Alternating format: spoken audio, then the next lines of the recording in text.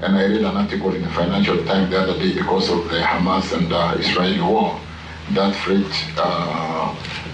that the international prices could go up to $150, and that would literally mean our products going to a high of 300 shillings per liter at the pump. Yes, I'll leave you to clarify whether you indeed say that in this meeting. An article which I expect the fourth estate to have read, that if the Hamas-Israeli war continues, and that could go as high as $150 per barrel, not $150 per liter. Per liter at the pump. So where are you saying was misreported? Because we don't want to be unfair to our media. They are partners. Thank you for playing that, because that's accurate. The $150, we don't buy products out in the international market on the liter. We buy on the barrel. I don't want to have that kind of connotation that we have institutionalized corruption. And this is not even corruption. We are calling it budgeted corruption, but this is actually theft of public resources, if at all it was taking place. But if, as a government officer, you come and state that, we want the facts so that we take control. And we also want to take the measures that are required. We want the facts. I don't know the source of those facts. Who has the facts? But it's interesting.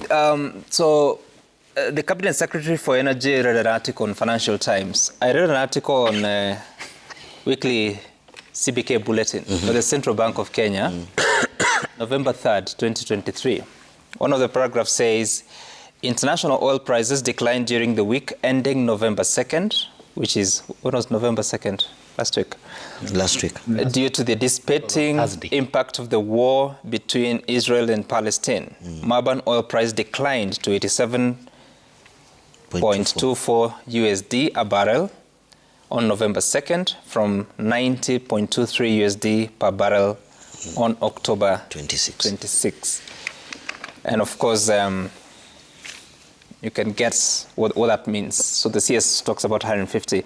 So Javas, we were with you. What is this telling us, especially on how we are sourcing information, but also how government is communicating? Because there are three things here. The control of budget communicates of what she found astonishing. The Cabinet Secretary for National Treasury is saying we want the facts. The Cabinet Secretary for Energy is reading Financial Times. What are they supposed to do with all this information as they communicate to Kenyans? Well, this cross-purpose information sharing or conversation amongst government officials itself leaves a very bad taste in the mouth, Sam. And including amongst those that you've mentioned, there is one other, including, you see, government chief advisory, the chair to the President's Economic Council, also communicating other facts.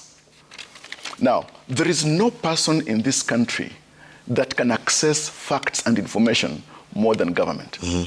No person. So any citizen then would be worried about all this kind of varying information speaking to the economic situations in the country. Now, just recently, Dr. Isaac Mwaura was appointed as the government spokesperson with 2 able assistants. Yet, regardless of him being in office, we are seeing various government officials speaking in the manner that they are, letting out information that is raising eyebrows much more than bringing consolation and facts to citizens. Now, I think we need to find a situation where... Is it possible to bring consolation with facts? Well, first of all, when facts are there, you are consoled with the reality that this is what you are facing. Yes.